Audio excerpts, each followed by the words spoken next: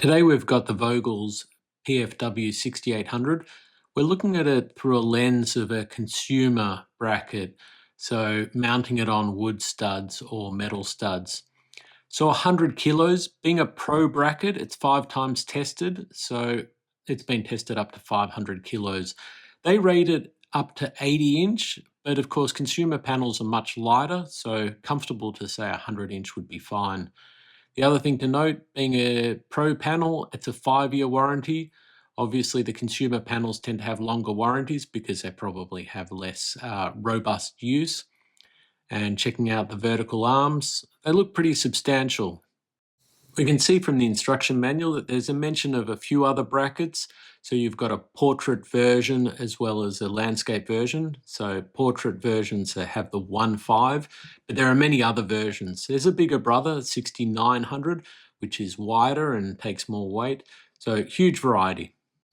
You can also notice the different accessories, so very good quality, and you'll notice that they have that star screw, so the security screws, but probably most people would use a nut setter. So same nut setter as the consumer version, being a 13mm. As with the CE brackets, they use Fisher wall plugs, albeit a different model.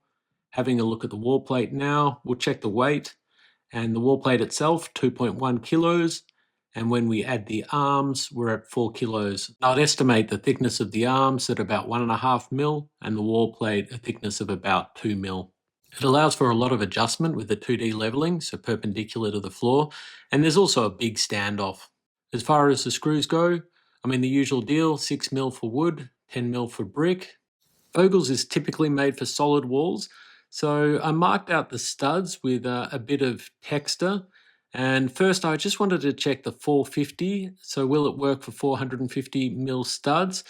And what I actually found is that yes, it just fits 450. So these are the points that actually reaches 450. As for 600, yeah, it does show that it fits 600, and I confirm that. I also tried a few different positions for the 600, and what I found is that it also works in those positions for the 600. So for 600, it shouldn't be a problem. I attached the screws to the back of the TV testing board, so 400mm height. I think they're self-centering screws, they're called. And then I mounted the TV testing board. So that TV testing board is the equivalent size, vertically speaking, of a 65-inch TV. So I was curious to see how the standoffs would perform. And I noticed that even at a 65, it's actually touching the top of the board. So the standoffs for something beyond 65-inch might be a little difficult. And then we added a total of 100 kilos onto the TV testing board, and that was no issue. And now let's check out the release mechanism. So you've got the cable ties there that you can cut to length. And what we want is a loud noise when it's engaged or disengaged. And I think that's the case here. You can audibly hear that it's safe to remove. And then we remove it. When we put it back, it snaps into position. Now I'm having a bit of a play with the micro adjustment. So at the top of each of the vertical arms, you have an Allen key, and it's got a surprising amount of play that you can see there. So when I actually extended one and retracted the other one, what we found is we had about an 8 degree of variation. So yeah, really good if you haven't mounted the wall plate straight.